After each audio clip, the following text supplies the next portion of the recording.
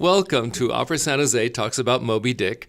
This is Larry Hancock. I'm the general director here, and I have with me today Noah Stewart, who is singing Greenhorn, and Ashraf Sewailam, who is singing Queequeg. And I'm asked to have these two characters together because it's actually their story together throughout the opera. They sort of begin this show, and then Greenhorn is the last man standing.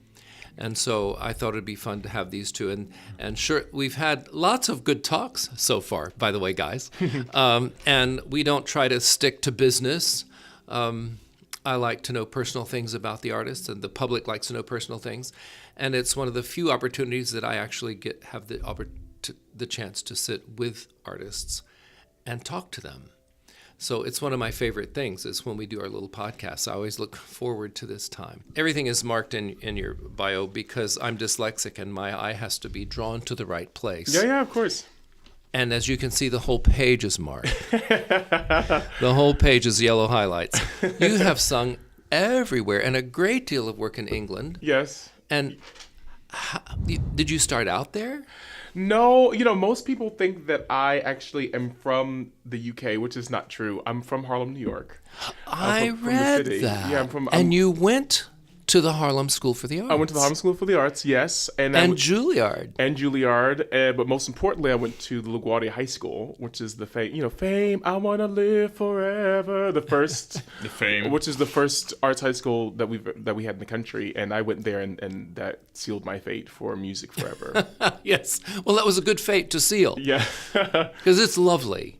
Oh, it was great. I mean, look, I would say LaGuardia, it all began there because although I started singing early on when I was about, I want to say 11 or 12 years old, and it was because my mother was a single parent, and still is a single parent, she always encouraged me to enroll in anything for free. That was an activity before or after school because she didn't have the funds to afford a babysitter. So I was on the chess team, I was on the debate team, I played basketball, I played volleyball, and choir was the last sort of group activity that I volunteered for. And my choir teacher, she heard me sing. She said, Noah, you have a nice voice, but we need guys, so so you're in. And she said, if you practice, it's like math or science, if you practice your singing each day, it will become stronger. And I was just kind of drawn to this because singing was not something that came very natural to me, although I liked making people laugh and I loved being on stage. Singing it took a little bit of time, but within 3 years I had already won a competition. And because I was in New York City, we had many opportunities to sing around the city at the mayor's house. Or I also did backup vocals for Sesame Street, and I did the Seat Broke commercial. So you have that in common.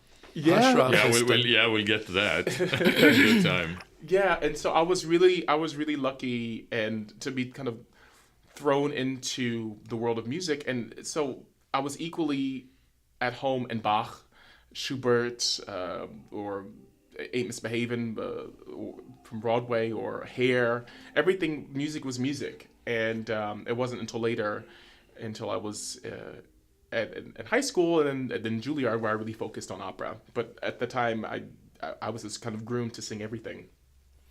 And it looks like you have sung a little bit of just about everything. Yes, yeah.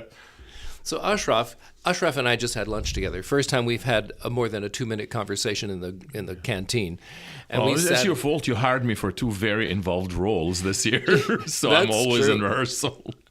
So and I'm never able to spend time with anybody. But Ashraf, I discovered I don't like Ashraf today over lunch because he's from Cairo.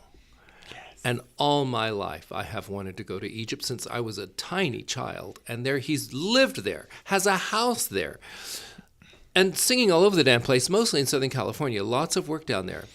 Yeah, I started my what we call the A-house career with Seattle Opera, and then I sort of started just basically ping-ponging between Seattle and San Diego a lot. But I've worked all over the country. Yeah, I see that. Abroad. And abroad. I mean, unlike Noah, I actually did not grow up with music. I grew up in regular government schools in Cairo. I did some like music in the music groups, but in Egypt, of course, it's not classical music and it's not as intense. I did not have particular affinity for Arabic music in terms of performance, so I didn't find my place until much later when I happened upon opera. I had an aunt who took it upon herself to introduce me to Western classical music, and I fell in love with opera almost after sleeping through the entire performance of Aida, the first one I ever saw. And It was that good, huh? and then I woke up, and it's like, I was like just like a teenager. I was like, "What the hell is that?" And I slept through it, and then I woke up for the very end of the tomb scene as they sing "O Terra Dio," and I instantly was transfixed. That's the most magical music in that opera. And then I came back and attended every performance of that season of Aida and Traviata. And the rest was history. At the time that was in high school, but I went and studied architecture, architectural engineering in Cairo. But I sort of continued to listen to opera and go to orchestra concerts. And then one year, in 1987, we had 2 international productions of Aida, outdoor productions. The one in Luxor was in May 87. Irene, the lady right there on that wall, she was at that performance, not in, but at. And I was actually there. And then the one in at the Pyramids, 1987 September. This is when I felt I just wanted this to be my life. And it was during a final dress rehearsal, and funnily enough, it was a lot of stops and starts in a final dress rehearsal, with Grace Bumbry and Nicola Martinucci and Gena Dimitrova and all those major names that came to Cairo to sing this in front of the Sphinx. And I said, I want this to be my life. A year later of soul searching, I found the person who became my voice teacher. And I met him by pure accident at a canceled concert. Because at the time in Cairo, the Cairo Conservatory and the Cairo College of Music did not have continuing education departments, so nobody would give me the time of day. And then he started teaching me, and I graduated from engineering. Then the same year I graduated, in 1990, I became a member in the Cairo Opera Company. Cool. At the dawn of your youth. That's wonderful. Yep. And then I came to the States, 1992 to 96, did a bachelor and master's at the University of Colorado at Boulder. Went back to Cairo, had 6 very busy, very rich years, actually. These were what I call my young artist program. I worked as music director for dubbing Disney into Arabic. I was a house principal at the Cairo Opera Company, and taught also at the American University in Cairo. So there was so much to be learned while so much to be done, and I grew so much during those 6 years. Once I reached the ceiling of what could be reached artistically in Cairo, I decided I needed to go into the real ocean, the arena of competition, which is fiercest in the States. And, my 4 years in Boulder sort of got me bitten by the bug. I fell in love with Boulder, I fell in love with America, and I wanted to move back. So I came back in 2002, started a DMA, and then I immigrated. Became a citizen 5 years ago this February. Well, we had a lot of fun in Abduction from the Seraglio. That was grand and crazy. Grand and crazy. What a nutso opera. And this guy's playing Osmin. So I'm sure it was great. It was fun. Yeah. And I got to hold on to my beard. Yes. What's most important to keeping your look as an artist, as a person. Yeah.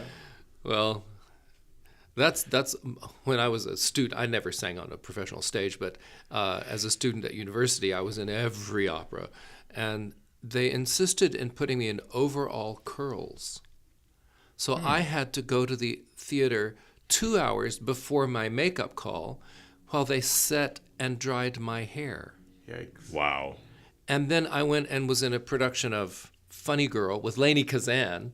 That was not a student gig, obviously. Yeah. They did the same thing. Guess you had nice hair. Well, must not have been very nice since they took so much time to fiddle with it. Jeez. Yeah, that could be quite a challenge, arriving to the theater. So, most people really don't know what all it takes to get ready for a performance, but it's still daunting for me to get ready if the curtain's at 8 and you get there maybe at 5:30, it's already, and the opera's over maybe at 11 o'clock. I mean, when you think about it, it's a full full-time day. job. It's a full full day, and you've already had a day of doing whatever you needed to do. But it can be quite exhausting and quite challenging, just kind of keeping the momentum up. For the right for the right performance, because sometimes the real singing doesn't really get going. Sometimes it's right at 8 o'clock, sometimes it's at 9, sometimes it's at 10, and so you have to kind of keep your energy going. And we have to force ourselves to sleep in, so that we have the peak of energy in the evening when you need it. If you're an early riser, or if you have some singers actually have a day job. We're lucky enough not to, but some singers do have a day job, and then you have to go and perform at night. But sometimes we force ourselves to stay to 3 or 4 in the morning so that we can sleep into noon or 1, so that we're not tired and with our energy almost gone by 7 or 8. And not that either of you have this issue, but people are constantly coming to me and say, "Why are opera singers so fat?" And I said, well, first of all, they're not. But imagine this life. Oh, he's very disciplined. He is on his way to the gym every morning. Well, not every morning, but I remember I lost a lot of weight when I was at Juilliard, when I was in college. And I lost I went from a size 42 waist to a 36 within a year. And I did it because I knew that I was a tenor at the time. And I knew that my voice was more suited for I always wanted to sing leads. I never sang Campamario roles. Not that there's nothing wrong. Not that there's anything wrong with singing a Campamario role, but the roles that attracted me and that I think my voice is best suited for were the heroic leads. Of course. And I knew that if I was going to be a lead, I had to look like my characters. And so, for me, each character that I undertake or I choose, or someone asks me to do, it's really important for me to feel like the character, because then I can do whatever is needed for, if it's José, who's a killer and who's very athletic, then it's important for me to feel like that. And I saw that because do you remember VHSs and Laserdiscs when they were coming? Sure. Yeah, and I remember it was this huge. I used to work for the Metropolitan Opera gift shop, and I would sell. One of my jobs, I'm sure, Ashraf, you had tons of jobs too, but one of my jobs was recommending live recordings as well as videos. And I remember seeing a trend, and I thought, wow, okay, well, if video is the next phase of opera, then I probably I need to concentrate on this. And so I started going to the gym, and it just kind of stuck. It's not easy, but it's like anything, it takes discipline and. I don't know. And you are truly disciplined about that. But I also it can be quite lonely and challenging traveling around the world. Not out of a suitcase. So for me, the gym is my sacred place, where my safe space where I can kind of work on my roles and memorize my lines, and so work out. And so for me, that's what the gym represents. Well, that's a good thing to have. Better than a bar.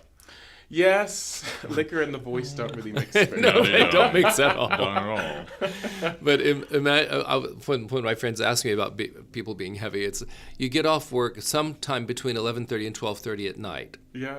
You're starving. You've spent so much energy in the performance. Your blood sugar is low, and you're starving. You go straight out and eat a plate of pasta, or a burger, and you're going to have some booze with it. Yeah. And then finally you're going to go to sleep right after a huge meal. Yeah. And it's a way of life. It's not something you do once a month. It's something you do several times a month. Yeah. Yes. And it doesn't take many years of that. They once asked Marilyn Horne why are opera singers plump. They used the word plump. I think it was an Opera News interview, and she said, "Oh, they said, is it genetic? Is it a predisposition?" She said, "No, we just eat too damn much." Yeah, I think this is how she put it. And I mean, I'm not a gym bunny like you are at all. So I really have to actually watch more what I eat so that I don't become huge. So what I try to do is that I have snacks during the show, so that by the end of the show I'm not completely famished. So like I have a banana and I have a protein bar, and between scenes, if you have good 20 minutes, you can take a bite of this and a bite of that, or in the intermission, and it kind of keeps the blood sugar level. Coasting along. Yeah, coasting along. Just as long as you have too much sugar. Yeah, exactly. Because then crash and burn.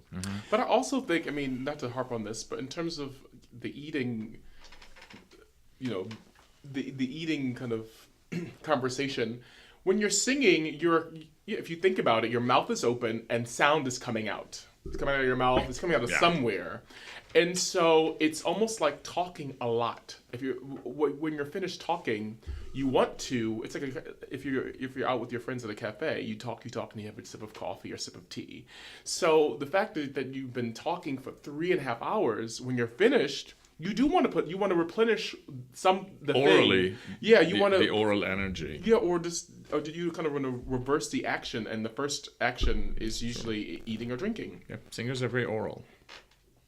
And there's something very sensual about singers, just as individuals. And so their lives tend to lean toward the sensual, whereas an engineer, maybe not so much. Yes. Right? But as artists, I think in every field, artists tend to lean toward the sensual because you're taking in the world through your senses and you're giving it back to other people's senses. It's a constant communication. We're in the business that of way. beauty and truth. So appreciating things. That's why I could never go into the field. What we do is beautiful, and art has to have truth in it, and it takes a lot to harness that and focus it and present it to the audience in an artistic, quote unquote artistic form. So we have a lot of appreciation for the better things of life, even though most of us can't afford the finer things in life, but we appreciate Everybody them thinks that and opera enjoy singers them. are so rich, and I think there maybe 5 of them are. There's always about 5 or 6 opera singers who are really on top of the world, and everybody else gets up and goes to work in the morning, and struggles if through you life. actually make ends meet primarily through music, make a living through music, then you've done very, very well as an Yes, opera you singer. have done very, very well. Yeah. That's exactly right. And singing in all the great houses of the world, still, you have to get up and go to work. It's not cushy. Oh yeah, No. If someone asked me, oh no, you have the best job in the world, and it's a labor of love in many ways, because what many people don't know is that it's a very expensive art form. Yes. When I finished Juilliard, they always would say, oh, how to get to Carnegie Hall from Juilliard, and it's like, besides taking the 1 train or the bus, it's practice. Practice room. And you never know when your chance will come, but the most important thing is to be ready. And when I graduated at 21, I was not ready for a career, and I remember singing for Antoine Guadagno, a famous conductor. He was a European conductor, and also was at Palm Beach for many years. And I'm sure he worked with Irene. Yes. And he said, when I sang for him, he said, really good voice, but you're too young to sing leading roles. But if you sing a compromising role, you're gonna look strange because you look out of place. And so I said, what should I do? And he said, well, maybe grad school is for you, or you just have to take lessons. And so I thought, okay, I won't do the grad school thing, because at that time I already had 4 teachers, and I really had quite lost my trust in voice teachers, to be perfectly frank. I decided to get a job, and I got a job at Carnegie Hall, and also got a job waiting tables. And when you're done paying, having an hour of voice lesson is maybe $115 to $300 an hour. When you see that money gone, it becomes very daunting as an artist to want to even do it, because this is $200 of a week out of your paycheck before expenses. Your adult expenses. Yeah. And if you actually do coaching with somebody, not just a voice lesson as well, there's the coaching time. And that's why in my undergraduate school, singers were absolutely required to be pianists. You had to have piano proficiency. Really? You had to be able to read. If you were a voice major, you had to study piano all the way through. That's great. Because the cost of having someone teach you your role, how ridiculous. That's great. Well, actually, that you can't figure out. But coaching is not really for teaching you the roles. I mean, all of us graduate to be able to teach ourselves our roles, but sort of to refine. There are a good number of singers Yeah. at the top end Yes. who do not read scores. Oh, we know that. They simply don't. Yes. And someone has to play those scores for them. spoon feeding, because you don't just learn your lines. That's the big... Opera San Jose has been around for a long, long time. And we started out 35 years ago hiring singers who were maybe not even finished with their undergraduate training. Yeah. And they weren't going to Juilliard. And they would learn all their bits. Yes. But they didn't learn anything between their bits. So they didn't know when to come in. There are artists who still do that. No. There are artists who still do that. You used the wrong word. There are no artists who do that. Yes. There may be people who do that, but they are not artists. Yes, yes. An artist absorbs a score. Yeah. An artist spends so much time with the score, in their bed, spending their time to find out what is in this opera, what is in this thing that I'm part of. That's an artist. Yes.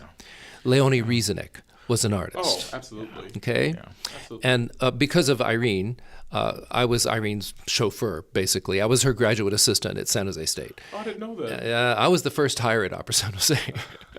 So I took Irene to have dinner with Leonie Rieseneck and Tatiana Troyanos and Cheryl Milnes and so many others.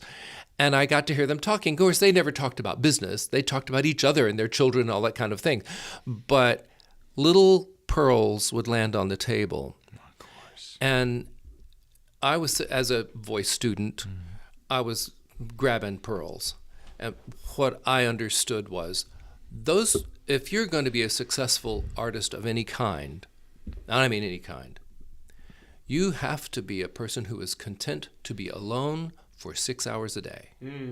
Because you're going to be with your score or at the piano or whatever your instrument is. Or in bed going over words. In bed going over that score Notes in and your digging head. through. Yeah. And there wasn't always wonderful, easy translations to lay your hands on. No. So I remember I started undergrad in 1968. And I remember going to the big library, not the music library, because they had the giant 5-6 inch thick German dictionaries. Because the first thing I get handed is Schubert, right? Yes. Yeah. And trying to translate and writing all the meanings of every word, of every phrase of that poem underneath each word until I could figure out which one the poet was trying to use, right? Yes. What is his intention here? Yes. Now, in the front of your international score are all the translations just sitting there for your Schubert tunes, right? You don't have to do that anymore. And everything now is online. And so much is. But you know what? I write the super titles for Opera San Jose, and almost always. And when you look at these translations, you know full well that's not true. That is not what is being said in this line. And so I always am working with 3 different translations and my big German dictionary because I want to know the truth of that line. Yeah, there are no substitutes for like we live in a big cooking is a huge part of culture. There are shortcuts in life, but there's nothing like, the 7 or 8 hour ragu. There you go. Okay. With fresh ingredients, and there's nothing wrong with frozen. If of course, if it's a financial situation or a time situation and you want to cut corners, fine. But in terms of really learning anything, whether it be driving a truck or planting a garden or learning a score, these things take time, and we live in this industry. I mean, look, we're in Silicon Valley, aren't we? Where it is, this is the place where things are moving so rapidly, but we're in this art form that only works. Not saying it can't work if you do it, but it only works if you take your time. The music it's a process. It is not a processor like a computer. It's a slower, more organic way of life and a career choice, and it's not for everyone. I would agree with that big time. I'm going to jump us into something called Moby-Dick. You've heard of that, right? Yes. Yeah. We've been living it. We're staying actually in apartments above each other, and we practice constantly. But it's funny because I know the moment Noah wakes up because his bedroom is on top of mine, because he starts humming his notes in bed the moment he opens his eyes. That is not, you do the same thing. What do you mean? I do. Of course I do. There's no other way. There is no other way. Yeah. Yeah. Moby-Dick. It's one of the most challenging things I've done, actually. And that it starts with this ungodly piece of literature. Melville, in Europe, the reviews of Moby-Dick by very important people were, this is one of the most remarkable pieces of literature they'd ever encountered. Yeah. And what he was trying in writing this splendid novel had never been done before and was so remarkable. And that he had written some of the greatest characters in all of literature. Something of such magnitude and insight and detail is incredible. Yeah. And of course, we hadn't a clue over here. We rejected it out of hand, ruined his life. He lived 40 more years and nobody bought anything that he wrote. You know, every time I hear that story, it always sounds so unbelievable to me. But it's history, you know? It's always happened to the best of people. People who are ahead of their time. Yes. As happened to Mozart. Yes. So, as happened to Bizet. Yes. There are people who are just ahead of the crowd, and He wrote a novel, the contents of which was an indictment to everything that goes on in life at that time, between whaling and the relationship with otherness, slavery, as well as the model for male to male interaction and what kind of friendships they are. He basically transcended and just he threw a spear into all that and shattered it in the novel. Yeah, I think he kind of challenged what the meanings of life were, and I think that each of the characters in the book represents a sort of a facet of ourselves as human beings. I think we all have a little piece of each of the characters in us, inside of us. I think that human beings are very complex, and I think that's why we relate so much to, and that's what the story and this opera. And there's, even though everybody would like to make Ahab into a great villain, I see him as a great victim. Oh, absolutely. Yes. He is a victim of the assumption of human dignity, that human beings are meant to master the world, and that God, when he says the whale is only a mask, he's after something beyond the whale. I would smite the sun if it insulted me. Because I'm a man and I am the top and these things below have no power over me, and yet he's lost his leg. The great indignity. And he's lost it. Absolutely. He's lost it. And yet there's everybody else. Greenhorn and Pip, I have to say, are the two characters that I am most enchanted by. Pip is magical to me. Pip stops time in this opera. Yes. Pip stops time. Because when you go crazy, you see truth. And it's and I even question what Pip is. When Queequeg, when you save Pip and bring that child back on board, I'm not sure what you've brought back. It feels to me that Pip is otherworldly at that point. He is, yeah. Otherworldly. It's been cracked open. I have seen him. He drowned with the others, or the rest of them. I think that's it. He drowned with the rest of them. Pip is on he's completely separated from us. And a fascinating concept. But also Ahab takes a special affection and liking to Pip after the incident, because Pip has seen the encounter with the brutal nature when he almost drowned. And foretells the end of Ahab, Yes. caught in ropes. Yeah. And even though it is more in the book, the sort of that special bond now, past the trauma, it's not really shown much in the opera. Well, there is the lovely moment Yes. when Ahab says, "Go below to my cabin, and you'll find Pip." Yep. And Pip looks, he says, "Do you understand?" And that's the only tender moment that Ahab has. He has a moment of remembrance with Starbuck, Yes. Yes. but his only moment of tenderness is with him and that child. Yeah. This thing makes me crazy. Oh yeah, when I first was reading through the opera libretto, it's always so funny how life is and how projects come at us, or the timing was just right. I think also why this novel is so fantastic, and also the opera, is this, that the story it's so relevant. It's so relevant in history, throughout history, because it deals with Ahab.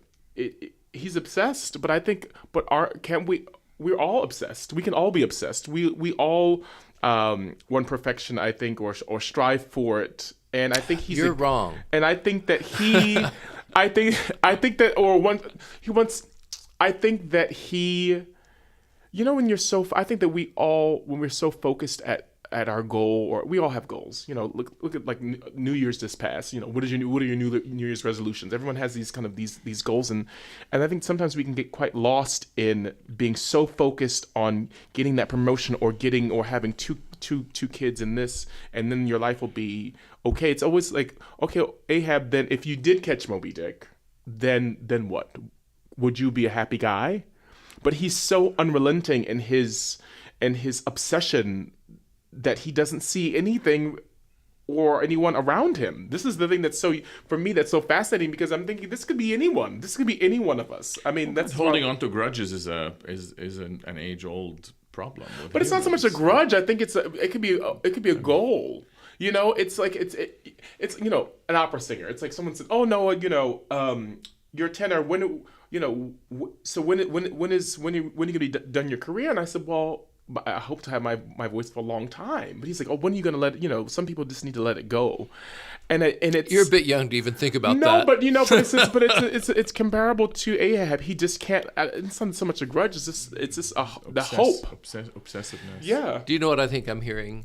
I think I'm hearing a man who is obsessed. Me? Oh yeah, I am obsessed. And I love opera and projecting that onto other people who don't have this gift. Really? Yes. I think opera is the greatest art form that we've ever had in history.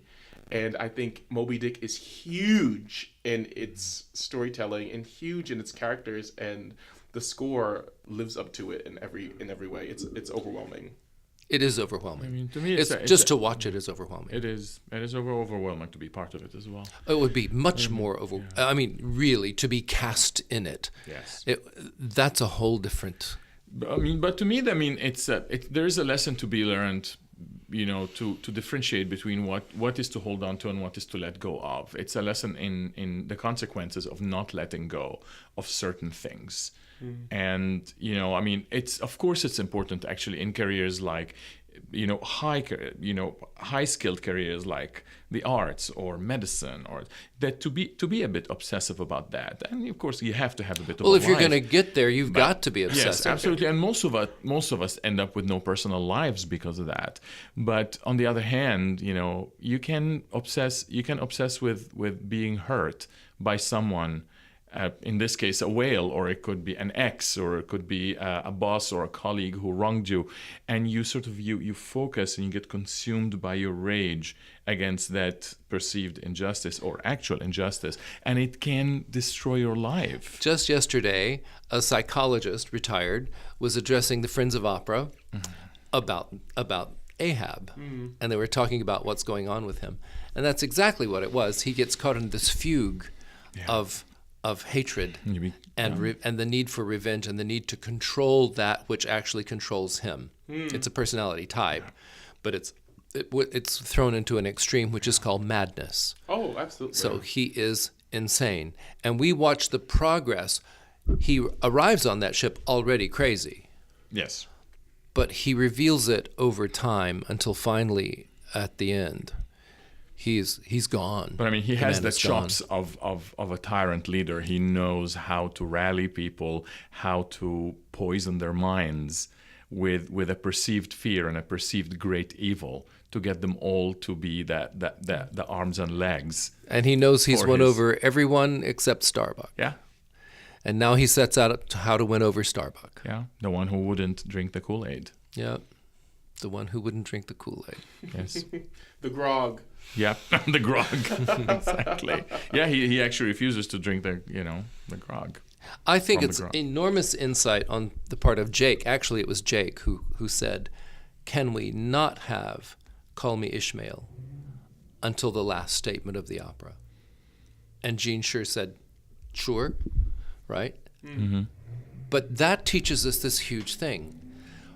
In the book, we get this introduction, which we Yes. don't have in the It's opera. it's the first utterance in the book. The Yeah. warning. Well, sort of. I mean, there are the many, Call Me many, Ishmael. there are many pages before you get there. But yes, when the narrative starts, it's "Call Me Ishmael," Yeah. and I trip over the way it's pronounced. I grew up Southern Baptist. Not that I was a Baptist, but everybody was. Ishmael yeah. is what we all grew up with. But evidently in the 19th century, it was Ishmael. So that's what it is in the opera. And also, I've been listening to a lot of scholars talk about Moby-Dick over the past couple of years since I decided we should do this. And they all say Ishmael. So it must be something correct of its time. But at any rate, he doesn't start out Ishmael. We forget that it's a memoir. He's writing what happened. Yes. He's not Yes. telling you the story as it unfolds. He's omniscient only in that he's already been through it. And he is Ishmael at the beginning of his memoir, of his remembrance. Yes. Yeah. He becomes Ishmael by the time he has lost everything. And who is this kid? First of all, he has no family. He's trying to make it on his own. He's not doing a very good job of it. He has basically no money, right? I mean, he tells us that right off the bat. He can't find a place that he can afford to stay in because he ain't got no money to pay for it. Yes. So here he's looking for a place to stay and ends up with all these guys and ends up having to share a bed because he simply doesn't have enough money. And he says, a dark, rainy November in my soul. I misquoted that. When he finds himself staring into coffin shops and bringing up the tail end of funerals and having to fiercely stop himself from stepping out into the street and knocking people's hats off. Yes.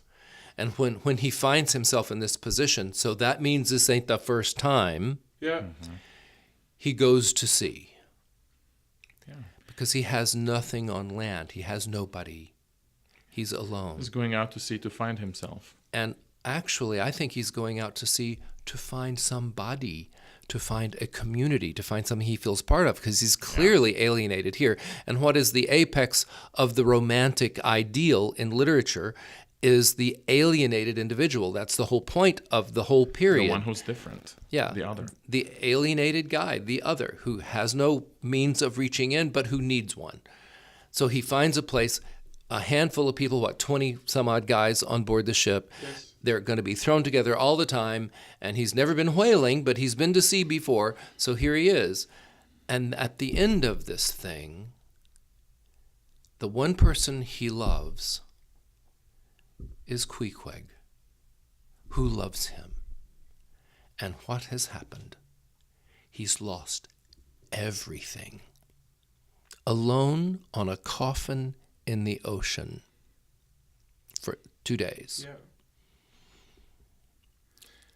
And now he has become the cast out, the Ishmael of Muslim history.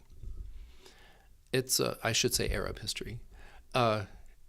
That's a big fucking deal. Right? He has lost everything. Yes. But he also actually, interestingly enough, when in his first encounter with Queequeg, he has a huge problem with Queequeg's chanting and praying and fasting, and he already has a thing against the conventional religion. So he has, all the prayers and fasts and Ramadans, and he actually calls Queequeg's fasting his Ramadan in the book. When he fasts from because he knows something of Islam. I don't know what he knows, but he knows something of Islam. His soul is already cracked open against convention. He's talking about his feelings, chasing the dark Novembers and stopping at funerals of strangers. He's already different. He already knows that he doesn't fit, so he needs to find something that he can fit into. And of course, most sailors really are, in this case, are a mob. I mean, they couldn't be more ordinary if they tried. And then that's why he actually finds himself much more identifying with the other, who is different from all these, people who basically drink the Kool-Aid of Captain Ahab. I thought this today, how, for me, I mean, how when I was growing up, they had commercials on joining the army, joining the service. Remember they had a lot more propaganda out there. You could say that word, or just advertisements. Yeah. Or advertisements about joining the army, the Navy, the Marines. Oh, the Marines were a big push. It was just like every G.I. Joe, like every boy and girl wanted to go into the army. And for me, it seems there's a parallel between, that's what whaling did. It's just that, the army, it was adventure. Belonging. It was, if you couldn't afford to go to college, you could go to the army, you learn a skill like engineering or mechanics or something, or pilot, and then you can, and that would parlay into a profession later on. Yes, and it would seem like the thing to do because you found yourself. And it seems like it's this, not that I've not enlisted, but it seems very similar because I don't think war is talked about a lot, if I'm mistaken, in the book. But it seems that there's a parallel between the whaling. It represented this life of adventure where one gets to find himself with other people. Because also I think the people on the Pequod the guys are all very lonely. I think they're extremely lonely, and they need each other. They need Ahab in a way because they are so they have no compass, pun intended. They have no aim in life, and so they much rather listen to this crazy person than to be their own boss and their own to be man. Just cut loose. Yeah, and so you know what? This guy is crazy. At the next port, I'll get off, or because there are other ships who come in. I think Gardner's ship comes. They could easily have said, "I'm going to go home. I need to be with my family," but they're so dependent and so lonely and desperate. I think that they relinquish their power over to Ahab. And the thing that I was just mentioning about Greenhorn, Ishmael being isolated and alone. Every principal character in this show is exactly that. Yeah. They're all isolated and alone. Stubb, he has his one buddy, and that's set up. But they're all of them. Queequeg, he's a cannibal from the South Seas, completely outside his element and alone. But by choice, though. He actually was the son of the chief. Yeah. And he saw the whaling ship. He asked the captain that if he could join, and the captain refused.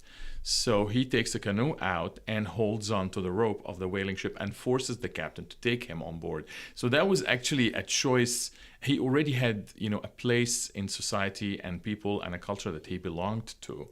And he wanted to go on purpose to search outside his comfort zone. But and outside this is how his Queequeg comfort becomes zone, Queequeg. yes, but outside that zone, he is isolated. Yes, yeah, but that's by choice. And Starbuck, who is a family man, your ordinary guy, wife, kid, wants to make money for the family. He also is alone on this ship because his problem with Ahab has forced him into a position of solitariness. Yes. Ahab is solitary. Yes. Greenhorn is solitary. Everybody's alone for a different reason. But there they all are. So it isn't just the principal character. It's all the principal characters. They're all alone and seeking for, and the moment between the two of you, when you announce, when this is over, I want to go to your island. I want to go to Kokovoko. Yeah. And because you're the one I choose. And that reaching out in the world premiere production, when they're up on the mast in the crow's nest and they were reaching for each other, the mast was too big. They couldn't get to each other. They were on either side of the mast. You couldn't walk around. So they're reaching out, and their hands got to be about 10 inches apart. And that's as close as they could reach. They couldn't reach each other. And that was heartbreaking. Yes. Right? They're reaching for each other. They just wanted to touch hands and couldn't. Go ahead. Because it's if each of the characters had that at home, then perhaps they wouldn't be on the Pequod. Exactly. Because they wouldn't. They go there because they're not satisfied. There's a need there that is just not met. Even sometimes when you have a family at home, because remember, Starbuck, Ahab, and Ahab are both married with kids. Yes. And, I mean, as I said, Queequeg has a whole family situation to which he belongs. But they go away either because it's their profession or history, family history, or another reason. A need. Yeah. That they... And they end up on a boat where you would think all these guys are thrown together very close. It's going to be natural camaraderie, but still. When I moved to California from the Deep South, from a family who's lived in the South since 1607. Where in the South? I'm curious. I was born and raised in Florida on the Gulf Coast. Okay. But we moved there from Georgia in about 1820. Mississippi then, yeah. And then they moved to Georgia from South Carolina and moved to South Carolina from Virginia and moved to Virginia from London. So it's a long time of being in the South. And when I came to settle, I came here to live in Palo Alto and Atherton. And I remember writing home, I said, I feel like a well-oiled ball bearing. Everyone is so courteous and so polite and no one touches anybody. Here? Yeah. Really? Yeah. It felt, compared to where I grew up, I grew up in a small town. My grandparents were the postmaster and postmistress and had the general store. Okay, so everybody was there. Yeah, I'll never forget when I finally left to go to college. It was like, at last, my mother, her teacher was my first grade teacher. I mean, everybody knew me. It's interesting, the whole touching thing, because of course, the whaling industry all came out of that Anglo-Saxon enclave, in the Northeast, where, men had they did not show affection towards each other much on land, and then they're thrown into crammed quarters. And yet, because I come from a really touchy, huggy-feely culture, and yet, they again, sort of, even though they're so close, there's no real closeness. It comes down to particular relationships in the 19th century. Yeah. The 19th century is very, very different from the 20th century. Yes. There have been a couple of times in history, we chatted about this at lunch, a couple of times in history where suddenly friendships become sexualized. Yeah. And in the 19th century, that was not so. Mm-hmm. It's after Freud that friendship becomes sexualized. Hell, your relationship with your own parents becomes sexualized in Freud. I mean, everything circles around your genitals. But I don't believe that's natural. I think Freud was completely wrong, because the closest friends I've had in my life have been guys with whom I was certainly not sexual, and one gal with whom I have never been sexual. But they're the closest people in my life, in my whole life. But the interesting thing is the sexualization that happened basically severed the physicality between human beings, that any physicality is looked at as sexual. And then there's the other trip. There's no affection now. That does not stand the risk of being taken as sexual. Well, I think that's exactly the point. I think it depends upon the circumstance, and depends upon the people, and depends upon I don't know. I was actually making that comment in Cairo in December, because I was going to the gym, and then I said, it's amazing. I live in America where people barely hug. There's a huge personal space, especially among, Caucasian people. A big personal space. Yet when we go to the gym, everybody's naked in front of each other in showers. While back in Cairo, showers are all separate stalls. Nobody sees anybody naked. But everybody out, on the street touches and hugs, and men walk arm in arm, and everything holding is a hug pinkies. and a kiss. So it's interesting that duality between what is okay and what is not okay in From in culture different to cultures. culture. From one culture And in to another. Japan, where it's very, very closed, and yet there's communal bathing as a standard practice. Yep.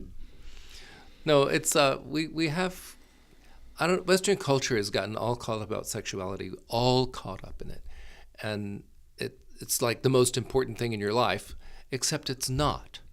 It's just the obsession, the shame attached to it. You go to Europe and it's a different ball game.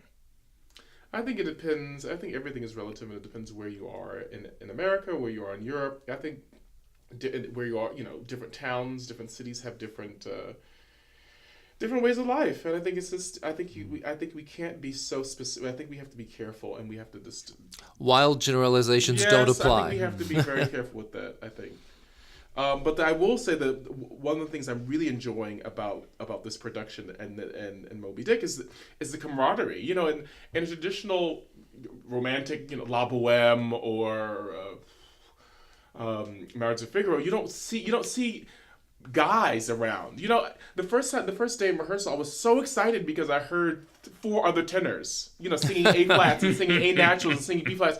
And you're thinking, holy cow! Usually if you're a tenor in a production, you're the only one. There's one tenor, there's one baritone, there's one soprano, there's one mezzo, right? The father, the lover, the maid, whatever. Yeah. But in this, they're all guys. You're all around the same age, and it's such a visceral sound. I mean, I grew up singing in the choir, singing choirs as a young student, and I missed that. I gotta say, I missed hearing 30 men singing together. In harmony. There's a strength there that is so great and I have compelling. to say, our chorus. Oh my God! Kudos to our chorus. It's just phenomenal. And the sound of all those basses rolling out, it's so warm and so rich. A couple of guys in the show are in my military veterans chorus. Oh wow. The Starbucks double, he's a bass at the chorus, and there's a guy named Greg. Ahab double. Yeah, the Ahab double. right. What did I say? Starbuck. Ahab double. And then there's another guy, Greg. He's bald and kind of short. He's also in my veterans chorus. Yeah. And it's been such an eye-opener for them to hear this sound that I've been begging for, and they don't, and trying to get them to work on it and try to do it. Noah and I can't wait till we're up on the mast. Tonight is when we're gonna try the mast for the first time, because we get to be on the mast and watch them sing and dance a lot. And you're on the mast a lot as well. Is that tonight? Yep. We're flying. We're flying tonight. It's like Peter Pan. Yeah. But